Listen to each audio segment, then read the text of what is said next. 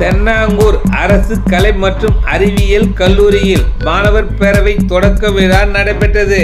திருவண்ணாமலை மாவட்டம் வந்தவாசி வட்டம் தென்னாங்கூர் ஊராட்சியில் அமைந்துள்ள அரசு கலை மற்றும் அறிவியல் கல்லூரியில் மாணவர் பேரவை தொடக்க விழா கல்லூரியின் முதல்வர் ரவிச்சந்திரன் தலைமையில் நடைபெற்றது.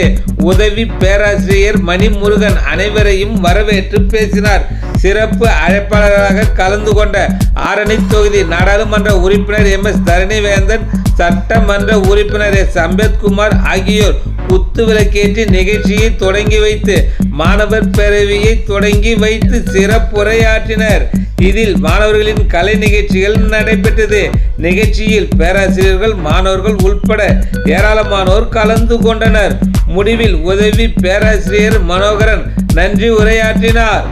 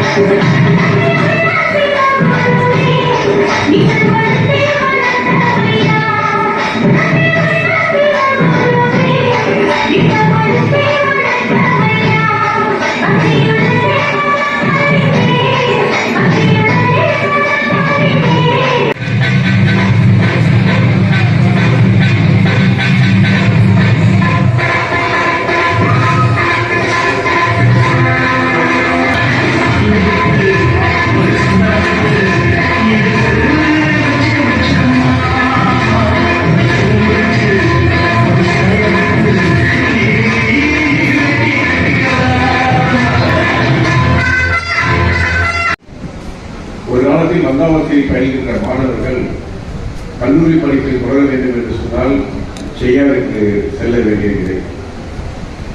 இது காலகாலமாக செய்யாருக்கு சென்று படித்து வந்த மாணவர்கள் வந்தாவாசியில் இருப்பது வெகு தூரம் சென்று படிக்கின்ற காரணத்தால் பல்வேறு மாணவர்கள் பிளஸ் டூலேயே நின்றுவிட்ட காலமும் உண்டு. அதையெல்லாம் கருத்தில் கொண்டுதான் 2006, 2011 முத்தமிழறிஞர் கலைஞர் அவர்கள் காலத்தில் நமது மாண்புமிகு பொதுப்பணித்துறை மற்றும் நெடுஞ்சாலைத்துறை அமைச்சர் அவர்கள் உணவுத்துறை அமைச்சராக இருந்த போது அப்போது இந்த வந்தவாசி ஒன்றிய குழு தலைவராக இருந்த நமது அருமைக்குரிய MSc அவர்கள் சீரிய முயற்சியால் கழக தலைவர் முத்தமிழறிஞர் தலைவர் கலைஞர் அவர்களால் அறிவிக்கப்பட்ட கல்லூரி தான் இந்த தென்னாங்கூர் அறிவியல் கலைக்கல்லூரி.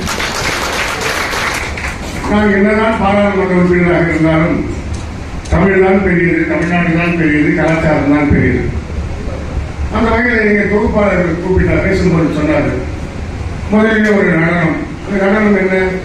தமிழ்நாட்டின் பாரம்பரியான ஒரு கிராமிய ஒரு நடனம். அதை அவர் அழைக்கும் போது ஆங்கிலத்திலே அழைத்தார். கலாச்சாரத்தை சொல்லி ஆங்கிலத்திலே அழைத்தார். அதே ஒருங்கிணைப்பாளர் அடுத்த நிகழ்ச்சியும் ஆங்கிலத்திலே அழைத்தார்.